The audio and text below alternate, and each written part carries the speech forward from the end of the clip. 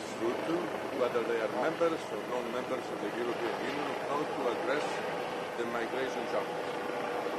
Migration challenge needs common and European approach. And I'm sure that today, following the debates that will follow, we shall all come out showing solidarity among us. And of course, providing all these human, desperate people with humanity and dignity. As I said at the beginning, it is a very important meeting. Let me tell you one thing. Since we all talk about solidarity in Europe, solidarity is not a la carte.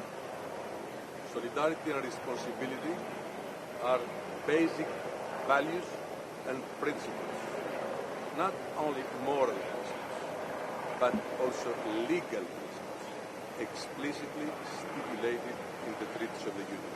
Thank you.